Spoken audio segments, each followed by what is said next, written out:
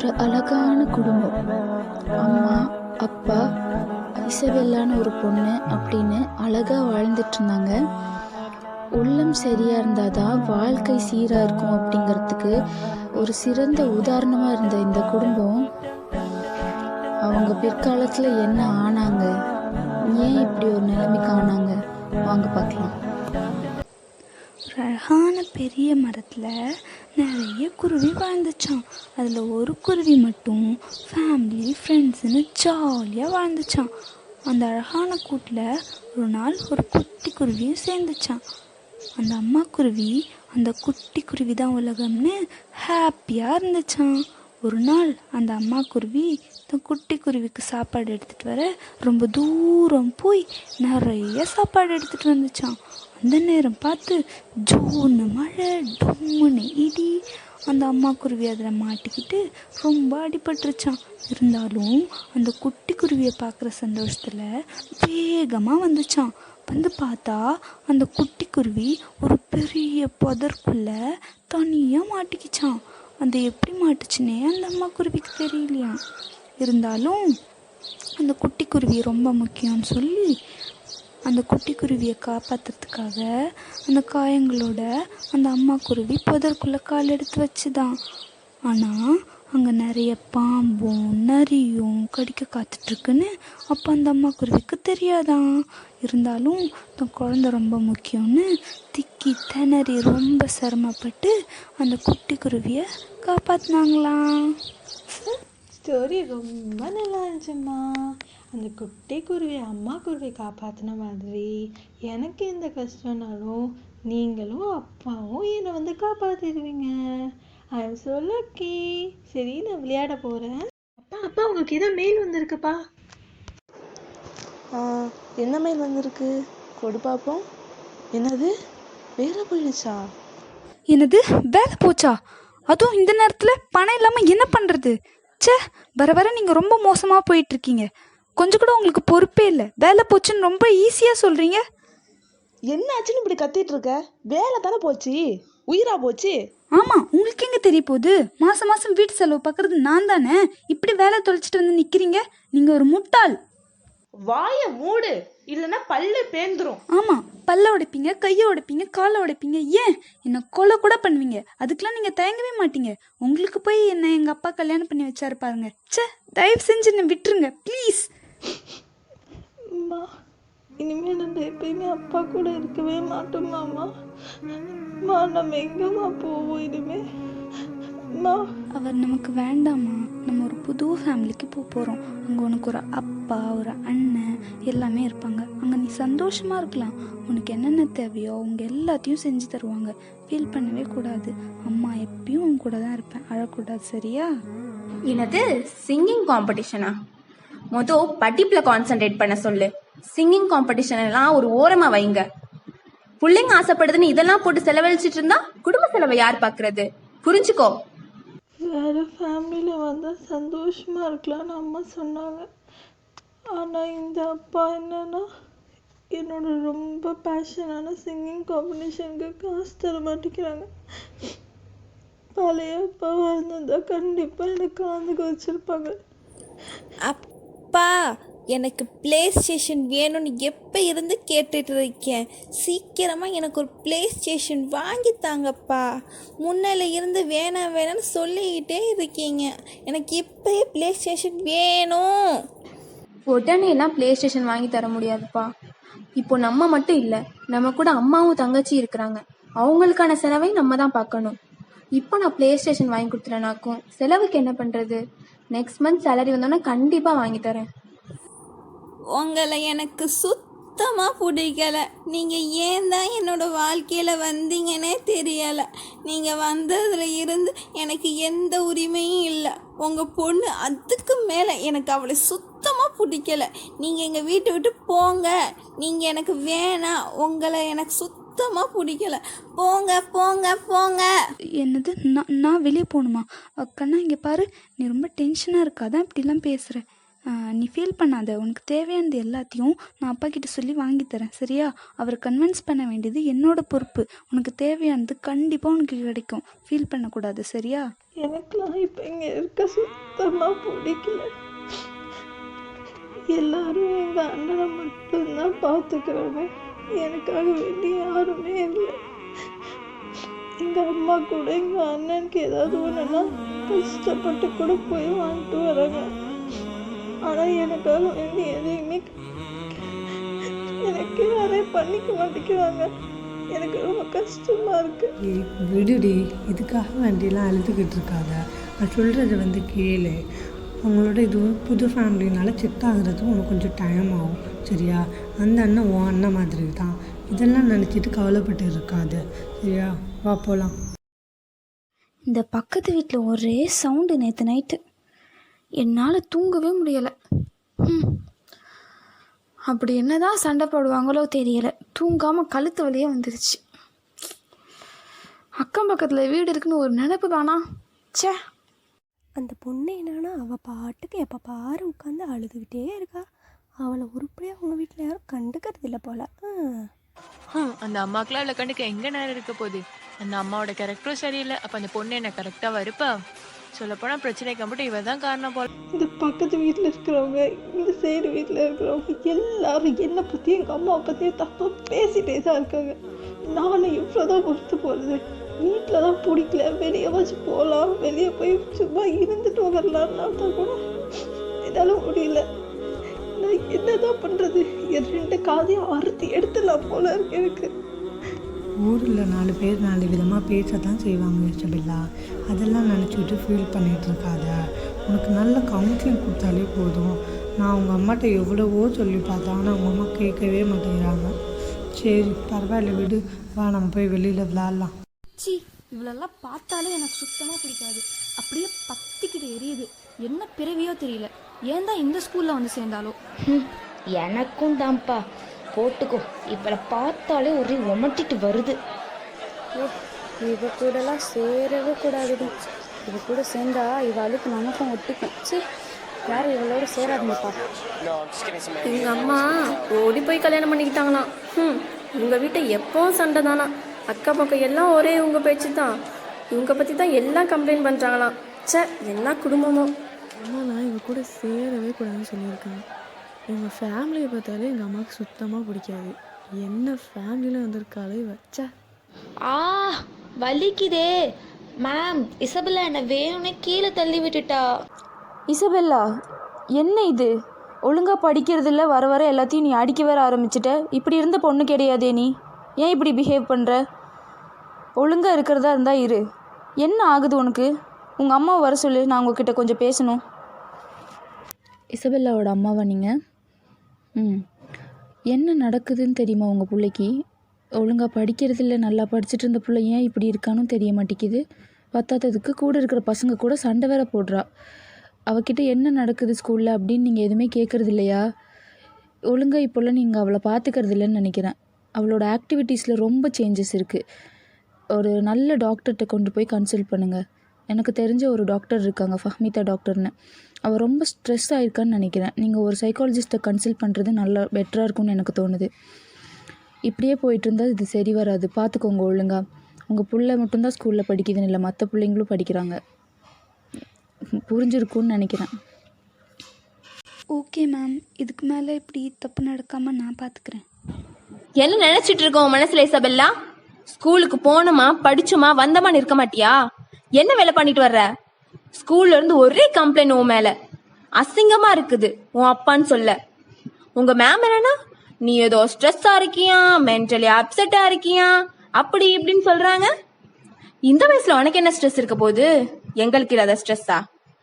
அவளை என்னன்னு பாருங்க, அவளை கவுன்சிலிங் கூட்டிட்டு போங்கிறாங்க. நீ என்ன பைத்தியமா?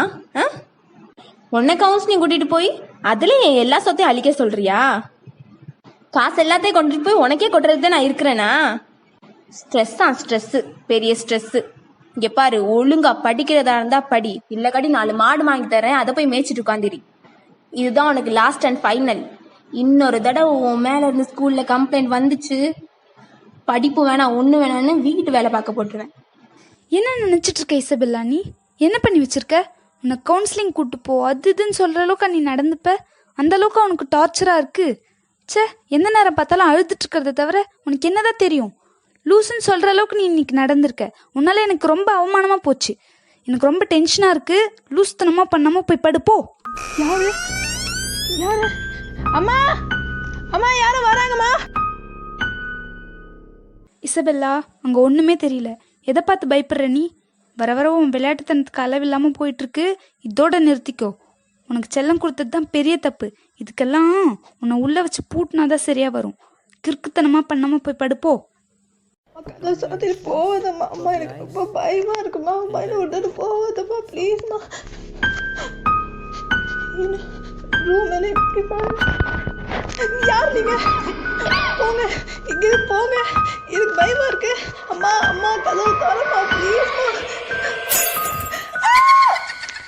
எனக்கு பயமா இருக்கு. இங்கே போங்க போங்க.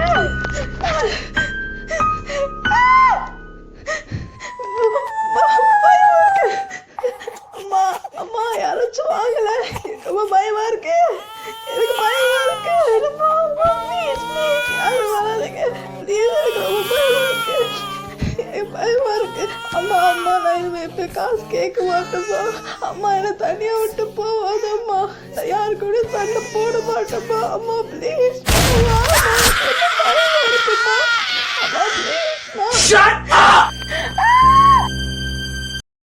அம்மா அம்மா, எனக்கு ரொம்ப பயமா இருக்குமா. யாராச்சும் வாங்கல எனக்கு காப்பாத்த. நான் போய் சொல்ல, எனக்கு உண்மையிலே தெரியுது. அம்மா, கதவை தோறமா ப்ளீஸ்மா. நான் இனிமே குறும்பு பண்ண மாட்டேம்மா. அம்மா, கதவை தோறமா ப்ளீஸ்மா. அம்மா அம்மா, எனக்கு என்னவோ தெரியுதுமா. அம்மா அம்மா அம்மா அம்மா ப்ளீஸ்மா. நான் இனிமே குறுக்கால இருப்பேம்மா. அம்மா, என்னால முடியலம்மா. அம்மா ப்ளீஸ்மா. கதவு தரங்க ப்ளீஸ். கதவு தரங்க. அம்மா, எனக்கு ரொம்ப பயமா இருக்கு. என்னை சுத்தி யார் யாரும் இருக்காங்க. நான் போய் சொல்லம்மா. நான் லூஸ் இல்லம்மா. ப்ளீஸ்மா, கதவு தரங்க ப்ளீஸ். கதவு தரங்க.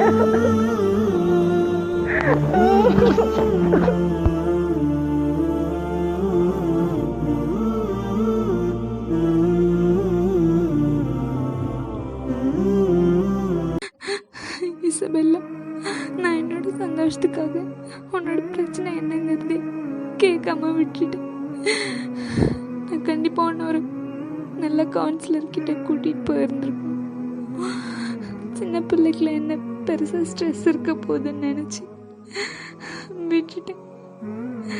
நீ என்கிட்ட விளையாடுறேன்னு நினச்சிட்டேன். பணம் எப்போ வேணா சம்பாரிச்சுக்கலாம். ஆனால் என்னோட பொண்ணு திருப்ப வரவே மாட்டான். இசபெல்லா, நீ எத்தனை தடவை என்கிட்ட சொல்லணும்னு ட்ரை பண்ணியிருந்திருப்பேன். ஆனால் நான் தான் கேட்காம விட்டுட்டேன். நீ எவ்வளோ கஷ்டப்பட்டிருப்ப. எல்லாமே என்னோட தப்பு தான்.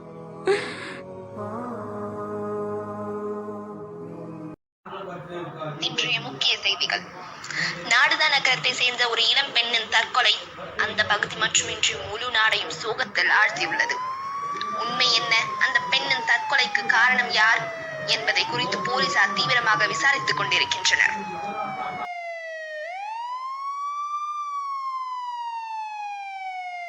சார், அந்த இசபெல்லா பொண்ணோட கேஸ் விஷயமா விசாரிக்கும் போது எங்களுக்கு சில எவிடன்ஸ் கிடைச்சது சார். ட்ராயிங்ஸ் எல்லாம் அந்த பொண்ணு வரைஞ்ச ட்ராயிங்ஸில் இந்த எவிடன்ஸ் எல்லாம் வச்சு பார்த்தா லைக் அந்த பொண்ணுக்கு ஏதோ மென்டல் டிஸார்டர் இருக்கிற மாதிரி தெரியுது. போன மந்த்து கூட நமக்கு 2 மென்டல் கேஸ் வந்துச்சுல்ல, அது என்ன கேஸு? அந்த ஃபஸ்ட்டு கேஸ் என்னென்னா, அந்த 25 வயசு பொண்ணு அவங்களோட ராக் பேண்ட் டீம் அவங்கள ஒதுக்கி வச்சனால அந்த பொண்ணு மென்டலாக ரொம்ப சஃபர்ட் ஆகிட்டா சார். அதனால் அந்த பொண்ணு ஒரு 3 டால்கிட்டேயே பேசிகிட்டு இருக்காங்க சார். அவங்க ஃபேமிலி சிச்சுவேஷனும் எக்கனாமிக்கலாக ரொம்ப மோசமாக இருந்தனால அந்த பொண்ணு சூசைட் அட்டன் பண்ணிக்கிட்டா சார். சார், அந்த செகண்ட் கேஸ் என்னென்னா, அந்த 26 வயசு பையனுக்கு ஸ்பீச் டிஸார்டர் இருந்தனால சோஷியலாக அவ்வளோவா மிங்கிள் ஆகாமல் தனிமையாகவே இருந்தானா சார். அதனால் சீரியஸான மென்டல் ஸ்டேட்டுக்கு போனதாக சொன்னாங்க சார். ஹலோ டாக்டர் ஃபஹ்மிதா, எங்களுக்கு இந்த கேஸை பற்றின ஒரு சில டீட்டெயில்ஸ் வேணும். بالله من الشيطان الرجيم بسم الله الرحمن الرحيم رب اشرح لي صدري ويسر لي أمري واحلل عقدة من لساني يفقهوا قولي رب زدني علما. அஸ்ஸலாமு அலைக்கும் வரஹ்மத்துல்லாஹி வபரகாத்துஹு. பொதுவாகவே இந்த காலகட்டத்தில் இந்த மாதிரியான கேசஸ் தான் அதிகமாக பார்க்க வேண்டியதாக இருக்குது. அதுவும் இந்த கொரோனா பேண்டமிக் காலத்தில், தொற்று பரவக்கூடிய காலத்தில் அதிகமாக பார்க்குறோம்.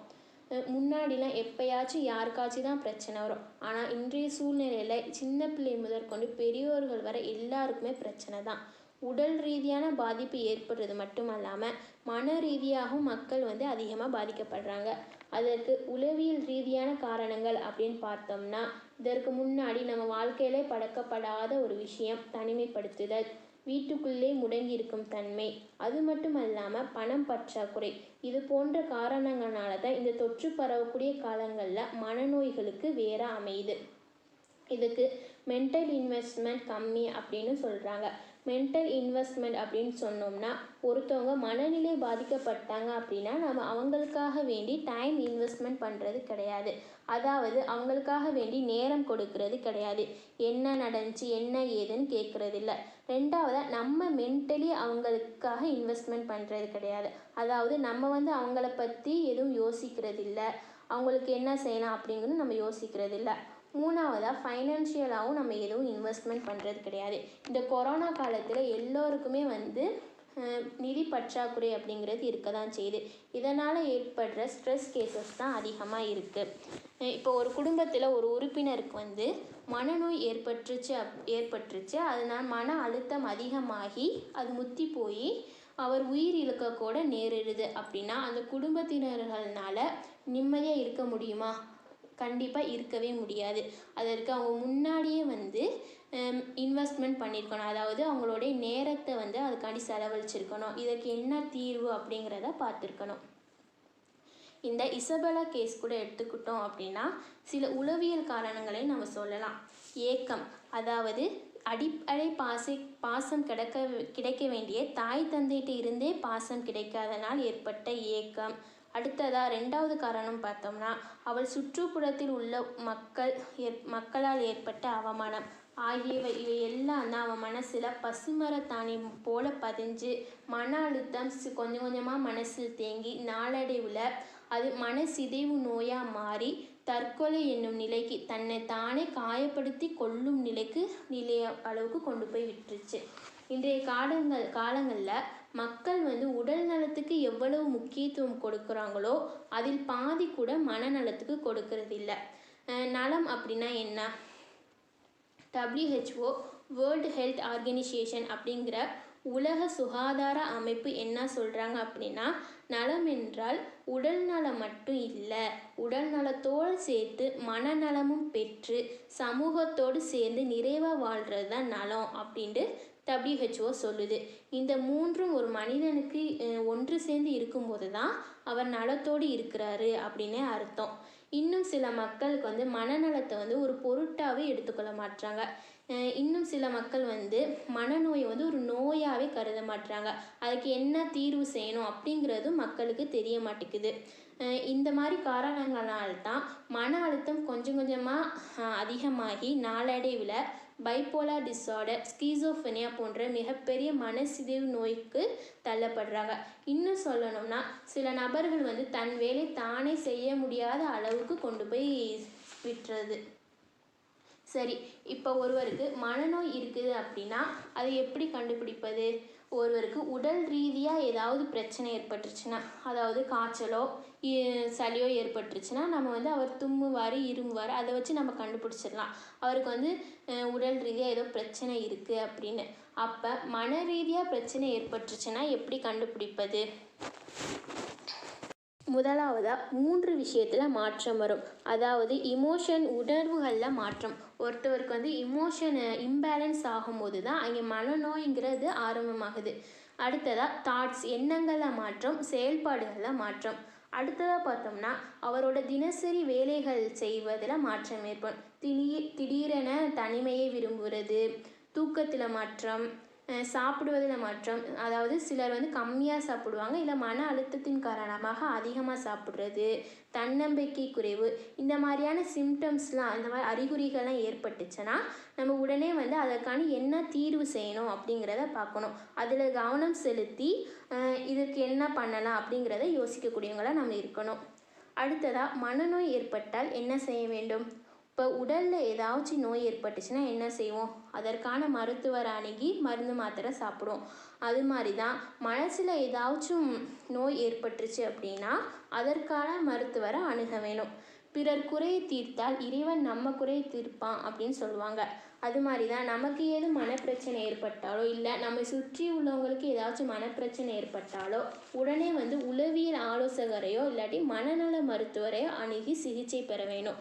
ஆனால் இன்றைய காலங்களில் நம்ம மக்களிடம் ஒரு அபிப்பிராயம் இருக்குது. என்னென்னா, உளவியல் ஆலோசகரையோ இல்லை மனநல மருத்துவரையோ அணுகணும் அப்படின்னு சொன்னால் அவங்க குடும்பத்துக்கே கிடைத்து அதுக்கு மிகப்பெரிய அவமானமாக கருதுகிறாங்க.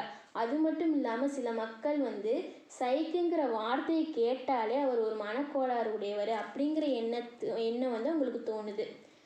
ஒரு மனிதனுக்கு வந்து ப்ரெஷர் வந்துடுச்சான். அவர் வந்து மருத்துவர்கிட்ட போகிறாரு. அப்போ அந்த மருத்துவர் சொன்னாராம், நீங்கள் ரொம்ப கோபப்படுறீங்க, அதனால தான் ப்ரெஷர் வந்துடுச்சு, கோபத்தை கம்மி பண்ணால் இதை சரிப்படுத்தலாம் அப்படின்னு சொல்கிறாங்க. அதோட அவர் சொல்கிறாரு, நீங்கள் இதற்காண்டி ஒரு மனநல ஆலோசகரை வந்து அணுகுங்க அப்படின்னு சொல்கிறாங்க. இதுலேருந்து என்ன தெரிய வருது? நம்ம உடல்நலம் சரி இருக்கணும்னா முதல்ல மனநலமும் முக்கியம் அப்படிங்கிறது தெரிய வருது. இதற்கான விழிப்புணர்வு மக்களிடத்து அறவே இல்லை. இதற்காக வேண்டிதான் 1992ஆம் ஆண்டிலிருந்து WHO, உலக சுகாதார அமைப்பும், உலக நல மருத்துவ சங்கம் மற்றும் இந்திய மனநல மருத்துவ சங்கம் போன்றவற்றின் அறிவுறுத்தின் பேரில் அக்டோபர் 10ஆம் தேதி உலக மனநல தினமாக கொண்டாடப்படுகிறது. அது மட்டும் அல்லாமல் அக்டோபர் 4 முதல் 10ஆம் தேதி வரை உலக மனநல வாரமாக கடைபிடிக்கிறாங்க. உடல்நலம் மட்டுமே ஆரோக்கியம் அப்படிங்கிறது இல்லை, மனநலத்துடன் சேர்ந்து இருப்பது தான் ஆரோக்கியம் அப்படிங்கிற விழிப்புணர்வை மக்களிடத்தில் அதிகமாக ஏற்படுத்த வேணும். மனநோய் அப்படிங்கிறது மனநோய் இல்லாத நிலை மட்டும் இல்லை.